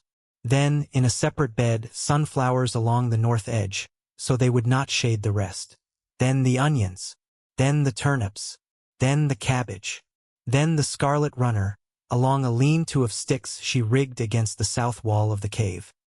The Vermont marigold she planted last, in a small ring around the door of the new house, because she had a feeling about them, because Adelia had chosen them last, in her packing back in Vermont, and had carried them all the way west and had never seen them bloom, because Cora wanted, when Adelia's spirit walked past that door for the first time in 16 years, for there to be something bright to greet her. She did not say any of that to Josiah, but she planted the marigolds. On the last Sunday in April, Josiah rose before dawn. Cora was already up. She had the coffee on. She had a small bundle of bread and dried meat wrapped in a cloth, ready. He came into the cave. He looked at her. She looked at him. Neither said, "So it's today." Both knew. He drank his coffee standing. He took the bundle. He put on his father's coat. He kissed her on the forehead. She said, "Come back to me, Josiah Whitfield." He said, "I will, Cora Whitfield." That was all. He rode Molly out of the hollow before the sun was up. Ranger stood on the ridge and watched him go. He did not follow. He knew his job. His job was to stay with the woman. Josiah rode south for 2 days to reach the wagon trail. Then east for 3 more to reach the little town of Buffalo. Then south along the old military road toward Cheyenne. He did not sleep well. He camped where he could. He ate cold. He talked to Molly for company. He thought while he rode about many things. He thought about Cora, alone in the hollow with the dog and the seeds and the half-finished house. He thought about Adelia, 16 years ago, riding this same trail south alone in November, papers in her coat, hoping to reach the land office before the passes closed. He thought about Everett. He thought about Winnie and the shawl and the letter never sent. He thought about Thomas, his oldest, who had died on a green colt in 1861, and would never know that his father, at 75, was riding across Wyoming Territory to file a claim on a stranger's land. He thought about all these things, and after a while he stopped thinking. He just rode. He reached Cheyenne on the 9th day. The town had grown since he had last seen it 3 years back. The railroad had done that. New buildings, new saloons, new signs in fresh paint, a stockyard where an empty lot had been, a stone bank where a wooden bank had been. He rode Molly to a livery. He paid 2 bits to have her stabled and fed. He asked directions to the land office. The clerk pointed to a low brick building 3 blocks over, on the corner of Ferguson and 19th. Josiah walked the 3 blocks. He was tired. He was dusty. His father's coat looked as old as it was. He did not care. He climbed the 2 steps. He pushed open the door. Inside, a long wooden counter. Behind the counter, a young man of maybe 28, in a starched collar and green sleeve garters, sorting papers. The young man looked up. He took in Josiah in one long look. The coat, the dust, the white hair, the 75 years of a face. He said politely, "May I help you, sir?" Josiah set the iron box on the counter. He had wrapped it in an old blanket for the ride. He unwrapped it now. "I have a claim to register." "Yes, sir." "Homestead or preemption?" "Preemption. Filed in 1857. Never completed."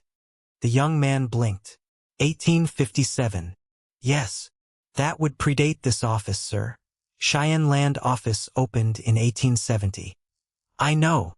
The original filing would have been through Nebraska City then, when this was Nebraska Territory." "Yes, sir. Forgive me, but claims that old, if never completed, generally." "Read the papers." The young man looked at him. Josiah looked back. The young man opened the iron box. He took out the top document. He unfolded it. He began to read. His face changed as he read. He turned to the next page. He read that too. Then the surveyor's field notes. Then the witness statement. Then Adelia's own handwritten cover letter, folded in with the rest, addressed to the Nebraska City Land Office, and signed in her firm, neat hand. He read for a long time. Then he looked up at Josiah. "Sir." "Yes. Where did you get these papers?" "From an iron box buried under the doorstep of a house Adelia Fairchild started building in the Laramie Range in 1856. "You found them?" "My dog found them." The young clerk stared at him. "Sir, I am going to need to fetch the land commissioner." "Fetch him." The young man fetched him. The land commissioner was a heavy gray bearded man named Osgood Havermeyer. He came out of a back office in his shirt sleeves. He took one look at the papers spread on the counter, and he said, "Come sit down, sir. Both of you. Clerk, get this man some coffee." Josiah sat down. Havermeyer read every page. He read the field notes twice. He held Adelia's cover letter up to the window light. He turned Elias Mercer's signature this way and that. Finally, he set the papers down. "Mr. Whitfield." "Yes. Elias Mercer was a real man. I never doubted. He was deputy surveyor for the Nebraska Territory from 1853 until 1859. He died of pneumonia in Omaha in the spring of 1860. His records survive. This signature is his. I would swear to it." "Good. The witness signature, Josephus Lyle, I would have to check, but the name is one I have seen in that period. Trailhand, most likely, who rode with Mercer that season." "All right." The claim itself, filed in April of 1857 under the Preemption Act, would have required completion in Nebraska City within 12 months. The claimant never appeared. She never appeared because she died in the past trying to reach it. Havermeyer nodded slowly. The claim would have been marked abandoned. The land, being still open range and having no other claimant, would have reverted to public domain. It has remained so ever since. Which means it is still open. Which means it is still open. Under homestead. Havermeyer looked at him. "Sir, you are 75 years old." "I am." "You are claiming continuous occupation of this parcel since when?" "December of 1871. 5 months. 5 months. That is not 5 years. No. Homestead requires 5 years. I know. Then, sir, forgive me, what is it you are asking of this office?" Josiah leaned forward. He put his hands flat on the counter. Old hands. Cracked. Sun brown. He said, "I am asking that the Fairchild claim be considered on its own merits. She filed it. She lived on it. She built on it. She died trying to complete it. She left behind papers correctly witnessed by a federal surveyor. Under equity, that claim should be honored. Sir, I am not asking that the land go to me. I am asking that it be honored in her name, and that whoever her heirs may be, if any, be given first right. And if there are none, as I suspect there are none, because she was widowed and childless and came from a small town in Vermont, which the state records could tell you about, then I would ask, as the man who has kept her cabin warm this past winter, to be permitted to complete the claim in my own name at my own expense, and to place her name on the deed alongside mine. Havermeyer was silent a long time. Finally he said, "Mr. Whitfield, that is not how the land office generally does business." "I know, but, I have been land commissioner in this territory for 11 years, and I have never seen a claim of this quality lie forgotten this long. If what you tell me is true, and I believe it is, then this woman's papers are the finest work of a widow surveyor I have ever seen touched by human hand." Josiah waited. "I will need 3 witnesses to your occupation. Sworn statements. Men not related to you and not in your employ. Standard for equity claims of this kind." "I can get them. You will also need to demonstrate improvement of the parcel." "I have improved it. Walls to the top course. Roof rafters set. Garden planted. Spring cleared. Trail from the valley cut and marked." Havermeyer's mouth twitched under his gray beard. Almost a smile. "By yourself?" "With my wife. And the dog." "And the dog." "He does more than you'd think." That time Havermeyer did smile. "Bring your witnesses. Bring their statements notarized. I will hold the papers in this office in the meantime, on my personal desk. I want you to know that, Mr. Whitfield. On my personal desk until you return." "Thank you." "And, sir?" "Yes. When you find your witnesses, take care in the choosing." "I will." Josiah rode north again the next morning. He did not yet have witnesses. He had, in fact, no idea where he was going to find witnesses. But he had a claim in the hands of an honest man. And he had a wife waiting on a mountain. And he had, for the first time since Everett had walked onto his porch with those papers, a reason to hurry. That was not fear. He rode fast. He rode Molly harder than he had ever ridden her. She forgave him. She always did. For days later, coming up the last long grade toward the hollow, Josiah saw the smoke. Not from the cave. From the west. From the pass they had come through months ago. Wrong kind of smoke. Wrong direction. Wrong time. He kicked Molly. She broke into her weary old trot. Then, catching his urgency, into something close to a canter. They came up, over the ridge above the hollow, and Josiah pulled her up hard. Below him, in the meadow, where Cora's garden had begun to green, there were people. Not 2, not 5, 14, maybe 15. Men, women, children. Pair of oxen. 1 broken wagon on its side. 3 horses grazing in the new grass. And Cora in the middle of them, on her knees beside a woman, who was lying on a blanket. Ranger standing over them both, ears up, watching every direction at once. Josiah rode down. Cora looked up as he came into the meadow. Her face was pale. Her sleeves were rolled up. Her hands were red to the wrist. She said, "Thank God." "What happened?" "Slide." "What kind of slide?" "Snow. 2 days ago. The pass. They were coming east." "How many?" 17 came in. 15 are alive. 1 died last night. 1 is dying now." She gestured to the woman on the blanket. A young woman, maybe 25, skin the color of wax, breathing shallow. Josiah knelt beside them. "Cora, I've done what I can. Willow bark tea. Kept her warm. Kept her drinking. It's not enough. You saved 15 people. They saved themselves. They walked out of that snow on their own feet. All I did was open the door." He put a hand on her arm. "Cora." "Yes. Look at me." She looked. "You opened the door. That was the least of it. That was the whole of it." She swallowed. Then she said, "I killed a rabbit yesterday. 2 of them, actually, with Ranger's help. I made broth."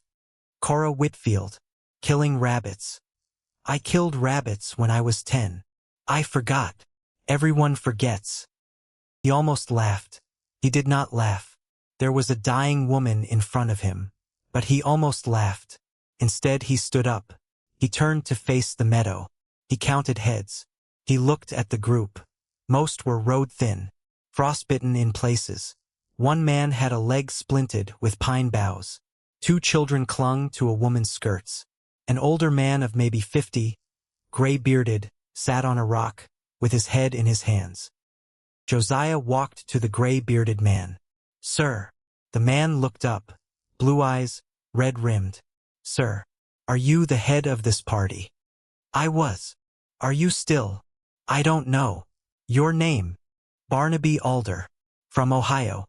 Headed for the Boise country." "Was headed." "How long have you been in this valley?" 2 nights. "Your wife found us on the trail. Brought us in. Fed us. Made a fire, that must be the first true fire, that Emmeline over there," he pointed at the dying woman, "has felt since Christmas." Josiah nodded slowly. "Mr. Alder, I am about to ask you something, and I want you to hear it clearly because it may sound cold, and I do not mean it that way. Ask.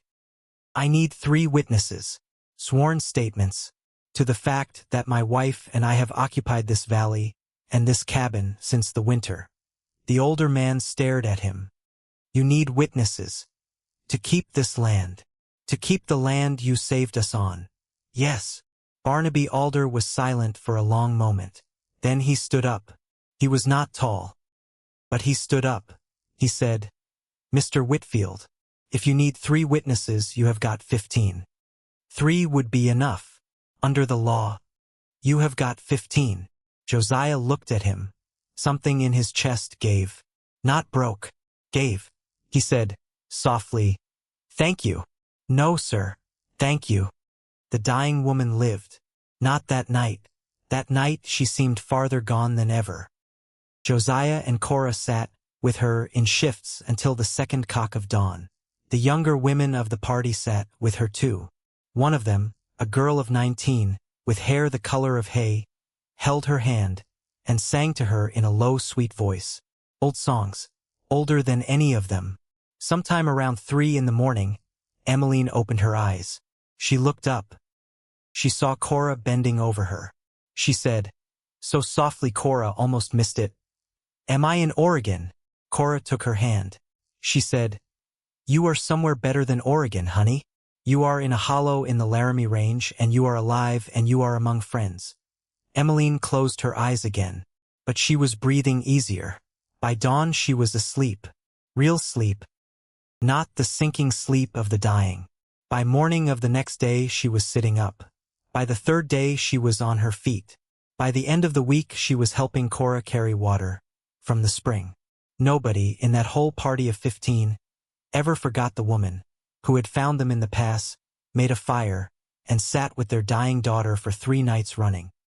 Nobody ever forgot the old man who came riding in on a mule and, before he asked their names, dropped to his knees to help. Nobody. Josiah did not, in the end, need to ask. Every one of them, unprompted, when they understood what was at stake, wanted to give a statement. Barnaby Alder wrote his own, with a pencil borrowed from Josiah. 2 other men in the party could read and write well enough to do their own. The rest gave theirs orally, and Alder wrote them down, and each mark of X was witnessed by 2 literate men and countersigned. By the 2nd week of May, Josiah had 15 sworn statements, all notarized by a traveling justice of the peace, who happened through the town of Buffalo and, upon hearing the story, drove 20 miles up into the mountain himself to see the little valley with his own eyes. He was a young man, Justice Elijah Trueblood. He stayed a day and a night. He walked the walls of the house. He drank from the spring. He shook Josiah's hand. He shook Cora's. He tipped his hat to Ranger. He said at parting, "Mr. Whitfield, in my line of work I meet many claimants. Most of them are men. Most of them want more than they earned. I have never in my life met a claimant who wanted less." Josiah did not know what to say to that. Trueblood said, "The land office will honor this claim. I will see to it personally." He mounted his horse. He rode off down the trail. He was as good as his word. Josiah made the ride to Cheyenne one more time. Alone. This time with a saddlebag full of statements and, At the bottom of it, both of Adelia Fairchild's journals wrapped in oilcloth. Osgood Havermeyer read every page. He looked up at last and he said, "Mr. Whitfield, the claim is granted. In the joint names of Adelia Fairchild, deceased, and Josiah and Cora Whitfield, current occupants. The deed will be issued within the fortnight." Josiah nodded. He did not smile. He did not weep. He said, "Thank you, sir. I would like the deed made out with Adelia's name first." Havermeyer looked at him a long moment. Then he said, "Sir, in my 40 years in the land trade, that is the first time a man has ever asked me such a thing. It was her claim first. It was. Then it should be her name first." Havermeyer wrote the deed with Adelia's name first. Josiah rode home, with it folded inside his coat, next to his father's compass.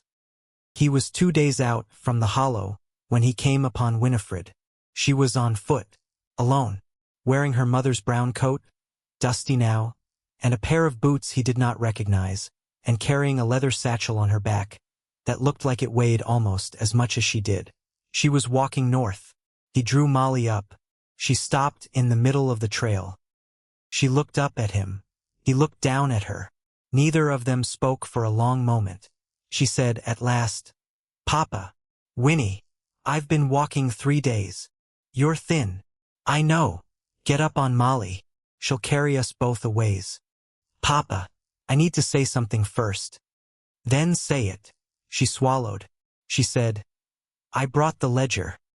Everett's ledger. The real one. Not the one he showed you.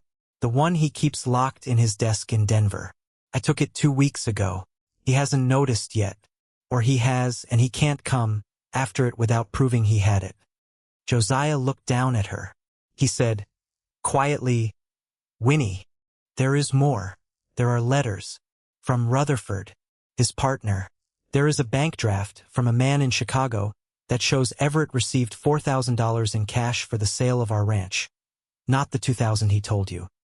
There is a mortgage document on the Denver house that was paid off with money he took from Mother's household account when she wasn't looking 3 summers ago. Winnie, I have all of it. I have him, Papa. If you want him." Josiah was silent a long moment. Then he said, "Do you want him?" She looked away. "I don't know." "Then we don't know. Yet." "Papa, get up on Molly, Winnie." She got up on Molly. She sat behind him, her arms around his waist, the leather satchel pressed against his back. She did not weep. She had not wept in 6 months. She had used up her weeping. He rode on. After a while, she said, into his coat, "Papa." "Yes. I did not know how to write again after the letter." "I know. I thought if he stopped that one, he'd stop them all. You may have been right. I could have tried. You did try. Once. Once is more than most." She was quiet. Then she said, "Do you hate me?" He was quiet a long time. Then he said, "Winnie, I never learned how." She pressed her face into the back of his coat. He rode on. Ranger met them at the top of the ridge. The old dog burst out of the pines. His eyes were bright. He barked once, joyously, and ran to Molly, and jumped up, and tried to lick Josiah's boot. Winnie began to laugh through her tears. "Papa, that's Ranger. Ranger is old. Ranger is new." Cora was standing at the edge of the meadow. She had heard the barking. She had known. She stood there in the sun, with her hair pinned up, and her sleeves rolled, and her hands on her hips. She watched them come down the trail. Winnie slid off the mule 20 feet from her mother. She did not run. She walked. She stopped in front of Cora. She did not fall to her knees. She said very softly, "Mama, I brought something." Cora looked at her a long moment. Then she said, "Come inside. There's soup." Winnie stood there. "Mama, come inside, Winifred. There is time for the rest later. There is soup now." Winnie's face crumpled. Cora reached out. She took her daughter's hand. She led her gently past Ranger and past Josiah, and past the half-finished house to the cave, where a small fire burned and a small pot bubbled, and a small future waited. Winnie ate 2 bowls of soup before she said another word. Cora did not push her. Cora had never pushed anyone in her life. That evening, Josiah spread the ledger, and the letters, and the bank draft on the flat rock outside the cave. He read every page, slowly, in the fading light. When he was done, he closed the ledger. He looked up at the sky. Cora sat beside him. Winnie sat across from them, wrapped in a blanket, watching her father's face. Josiah said, "Winnie." "Yes, Papa. I am going to ask you a question, and I want you to answer honestly, even if it hurts, because there is only one right answer, and I need to hear you say it." She swallowed. "Ask. Your brother. Do you want him to go to prison?" She looked at him. Her mouth opened, closed. She said, "I want him to be stopped. That is not what I asked. I want him to know he was caught. That is not what I asked. I want him to hurt, as much as he made you hurt, as much as he made Mother hurt. That is not what I asked, Winnie." She stared at the fire. She said at last, "No, Papa. I do not want him to go to prison. He is my brother." Josiah nodded slowly. He said, "Good." He gathered the papers. He put them back in the satchel. He said, "Then we will not send him to prison. We will send him a letter. We will send him one letter. And in that letter we will tell him what we have. And we will tell him that if he does not stop, if he does not walk away from Rutherford and from Consolidated Western Holdings, and from every scheme he has running, this ledger will go, sealed, to the United States Attorney in Denver on the first day of next January. You would let him walk. I would let him choose. He does not deserve it. No one deserves anything, Winnie. You just get given things, and then you decide what to do with them. Your brother has been given many things. I would like to give him one more. A choice." Cora said, quietly, "Josiah Whitfield, I have never loved you more." He did not look at her. He was afraid if he looked at her he would cry. Summer came slow to the hollow, but when it came all at once. The Vermont marigolds bloomed first, bright orange, along the ring around the door. Adelia would have loved them. Cora was sure of it. Then the beans. Then the corn. Then the squash. Then, at last, the sunflowers along the north edge, taller than Josiah by August, their heavy heads bent toward the east. The roof went on the little stone house. Cedar shingles, split from trees Josiah felled, and cured himself. A door of oak, hung on iron hinges he traded a bale of hay for in Buffalo. A window of real glass, brought up by a young settler named Alder, who owed him a favor. The Alders themselves settled in the valley, over the summer. Barnaby and his wife Ida. Their daughter Emmeline, recovered, engaged now to a young man, from a second wagon, that had come up the pass looking for them. 3 families more, from that same original party built cabins in the meadow east of the spring. By the fall of 1872, there were 9 houses in the hollow. By the fall of 1873, there were 15. They called the place, without ever voting on it, Fairchild's Ridge. Josiah did not correct them. He did receive a letter, came in November, from a lawyer in Denver. It said, in careful legal language, that Mr. Everett Whitfield had, following a period of personal reflection and the closure of several business interests, chosen to relocate to San Francisco, California, where he had accepted a position of modest employment in a shipping concern owned by a former acquaintance of his father-in-law. Josiah read it twice. He handed it to Cora. Cora read it once. She said, "So he walked. He walked. Where he goes now is up to him. Where he goes now is up to him. Do we write him back?" Josiah thought a moment. "No. Ever. If he writes to us, we answer. If he does not, we let him be." "That is not much of a mother, Josiah. That is the most of a mother he has left you to be." She was quiet a long moment. Then she said, "All right." She folded the letter. She put it in the small drawer of the small desk Josiah had built for her that summer. She never took it out again. Winnie stayed. She had not planned to. She had planned to go back to Cheyenne and take work as a seamstress and, eventually, as she got older, to teach school.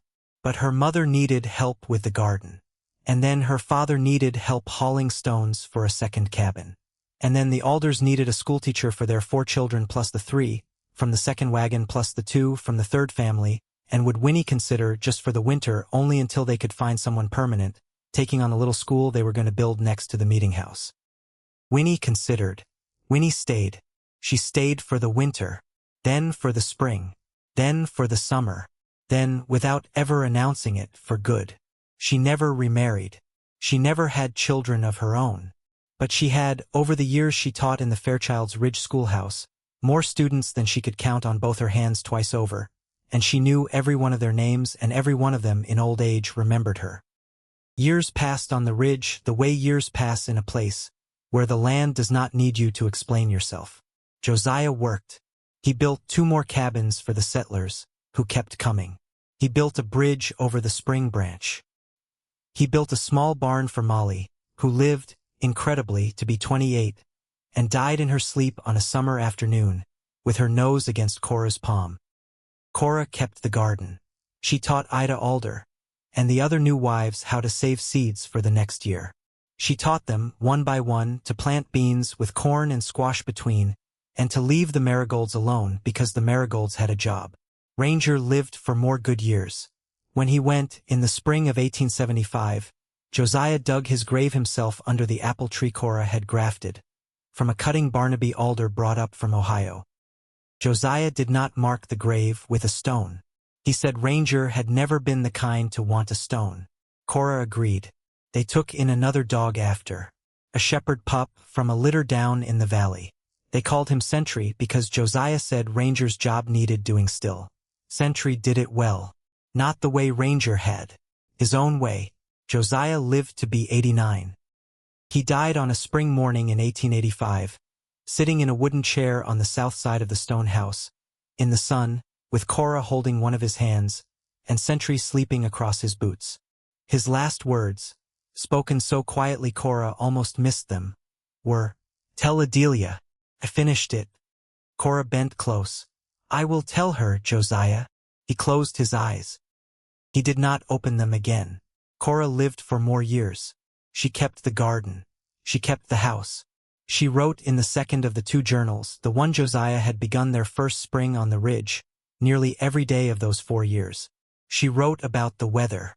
She wrote about the neighbors. She wrote about the children in Winnie's school. She wrote about the dog, and the way the first light hit the eastern ridge in September. Winnie was with her in the end. Winnie was with her the whole 4 years.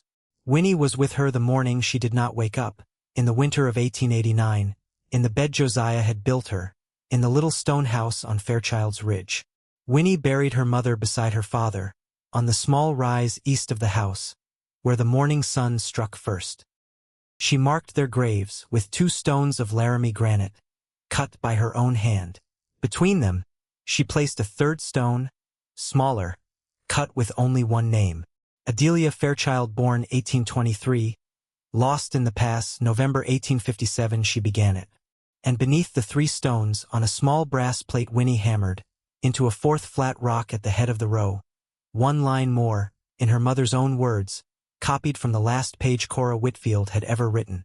If any traveler arrives here with nothing, remember this place was built by 3 people, who once believed they had nothing left. Winnie kept the door open. She kept it open, through her 50s, when settlers still came up the pass looking for a place to rest. She kept it open, through her 60s, when the town of Fairchild's Ridge grew a proper meeting house, and a proper store, and even, for one brief hopeful summer, a proper newspaper. She kept it open, through her 70s, when her hair went white, and her hands slowed, and her students' children began sending their own children to her school. And late one October afternoon, when the first snow of the season was already dusting the high country, a young man with a rifle over his shoulder and a horse gone lame in the near hind rode up out of the pass and into the hollow. He was hungry. He was cold. He was maybe 23. He came to the door of the stone house at dusk. Smoke was rising from the chimney. Sentry's grandson, a shepherd named Whistle, barked once and then wagged his tail, because the old woman in the doorway had already reached down to steady him. The old woman was Winifred, 71 now. She wore a gray dress and a blue apron. Her hair was silver as river ice. She looked up at the young man on the lame horse. She said without hesitation, "Come in, son. There is soup." He came in. He sat by her fire. He ate her soup. He slept the night in a bed she made up for him with clean sheets and a pale blue shawl folded across the foot. In the morning, before he left, he stood in the front room and he looked at the mantel over the hearth. 2 leather-bound journals sat there, side by side, one old, one older, both cared for. Winnie saw him looking. She said, "Would you like to know what they are?" He said, "I'd like to know." She said, "Sit down. There is coffee, and there is a story that goes with them. It starts with a dog on a ridge in a snowstorm in the year 1871. His name was Ranger, and what he found up there changed everything my family thought was already lost." He sat down. She poured the coffee. She began. Outside the door of the stone house, in the morning light, the wooden sign Josiah had carved his last summer still stood by the trail. The letters were weathered but readable. 3 words, "Keep going west." Below them, smaller, in Winifred's own hand, added the year her mother died. "And when you get here, stay as long as you need." The mountain around it was quiet. The eastern ridge was gold with morning.